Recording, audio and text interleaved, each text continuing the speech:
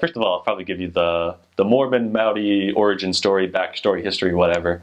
So back in the day, if you turn to Alma chapter 63, you got Hagoth, and he builds a couple of boats and sails west, and nobody ever hears about him again.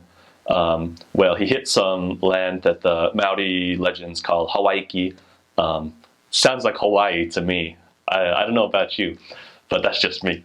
And then from then, the ancestors of the Maori come from Hawaii to Aotearoa, which is the Maori name for New Zealand, on these 7 waka, and a waka is like an outrigger canoe for crossing the ocean especially. So these 7 ancestral waka all come to New Zealand, and and that's another thing, it's whakapapa is the Maori word for genealogy, and it's actually like a big thing in Maori tradition, because properly every Maori should be able to trace their lineage back from wherever they are, back to their parents, their hapu, which is like their sub-tribe, their iwi, which is their tribe, and get their lineage traced back all the way to when their ancestors came on these boats to New Zealand, on these waka. So you might see, I've seen a lot of members on their wall, they have their genealogy all traced out, really beautifully, and then it'll trace back to say, oh, I came from Takitimu waka, or I came from Tainui, or whatever. It's really neat seeing how all that works out. The Maori culture is really neat. I'll tell you about the Marae, because I probably for a good 3-4 months didn't understand what a Marae is.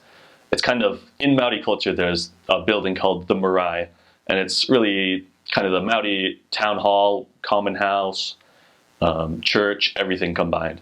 It's like their community center. And you'll always recognize them because they're always painted red in the front, and they got this big, they'll have all this carving, this red post. You'll know them when you see them. I saw one that was green, but that was because it was from the land of the green stone, but they're always red. The Marae is really important to Maori life, like I was saying. It's got so back in the day, before a lot of church buildings were built in New Zealand, that's where they'd have church. Whenever there's a Maori funeral, that's where the Maori funeral is at. The Maori funeral is called a tangi. Actually, tangihana means like crying or tears. And so, yeah, the Marae is it's a big thing in Maori communal life. And since a lot of the members that you'll meet are Maori, you'll be invited onto the Marae a couple times. You're supposed to take off your shoes when you go in. You don't just go into the Marae, you have to get invited on.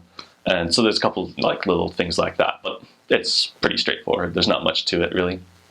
Going further into Maori culture, the Maori language, compared to other like Polynesian languages, or especially like Hawaiian, or even other indigenous languages in like North America, they're kind of dying out, and like not many Native Hawaiians or speak Hawaiian anymore or have any idea of it.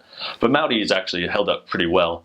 The government's done a lot to that effect, and trying to fund Maori programs. So a lot of young children are put into, they call it the kohanga reo, which is, kohanga is it's like a preschool, and reo is just language. So that's where they only speak to the kids in te reo Maori, the Maori language. So the kids can learn a little bit of the language and grow up kind of, bilingual with their Maori background, and also speaking English, of course, because everybody speaks English. And that's really neat. Learning a bit of Maori it's a good pursuit. It's nice to know, because a lot of things are still like published in 2 languages. Not that there's really anyone anymore who only speaks Maori. There's not, but it is definitely good to pick up, and it just helps you like be more connected with the culture, be more familiar with it. And it's a neat language too. It's like, I don't know. I tried to pick up a little bit of the grammar once. I went to a couple of weeks of Maori class in one of my areas, and it's good. I liked it. It was really worth it.